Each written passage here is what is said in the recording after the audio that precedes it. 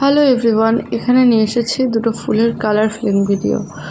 তো এখানে কালার করব ইয়েলোর ওপর রেড। তো দেখো এখানে পাপড়িগুলো আগে ইয়েলো করে নিচ্ছি। তো সেম প্রসেসে কিন্তু বাকি দুটো কানেরও করব। তো এখানে এক একটা পাপড়ি করে কিন্তু পুরো ফুলটাই আমি ইয়েলো করে নেব। আর এখান থেকে ভালোভাবে বোঝার জন্য ক্যামেরাটা সামনে নিয়ে এসেছি। তো দেখো এখানে কিন্তু লকেট যেটা হবে সেটা করা কিন্তু অলরেডি কমপ্লিট হয়ে গিয়েছে। এবার কানেরটাও সেম প্রসেসেই করে নেব।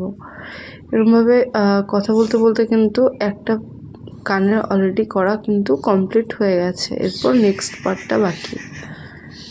এভাবে কিন্তু দুটো কানেরই করা অলরেডি কমপ্লিট হয়ে গেছে। এরপর রেডের পালা, আর এখানে আমি কালার হিসেবে ব্যবহার করেছি ফেভিক্রিলের অ্যাক্রিলিক যে কালারগুলো হয় সেই কালার। আর এখানে তুলি যদি বলি, তুলি বিভিন্ন সাইজের তুলি আমি এখানে ব্যবহার করেছি। আর এখানে দেখো মাঝখানেরটা আমি রেড করে দিয়েছি।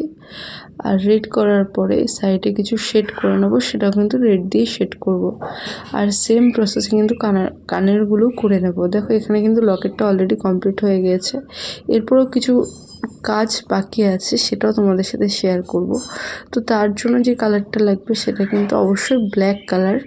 তো দেখো এখানে কানের দুটো অলরেডি করা কমপ্লিট হয়ে গেছে। এরপর কিছু একটু ব্ল্যাক কালার নিয়ে জাস্ট একদম শুরু অর্থাৎ 000 যে তুলিটা থাকে সেটা দিয়ে ফোটা ফোটা ফোটা ফোটা করে মাঝখানে দিয়ে নিয়েছি। সেম প্রসেসেই কিন্তু কানেরগুলো করে নেব। আর এখানে কিন্তু অলরেডি কমপ্লিট হয়ে গেছে।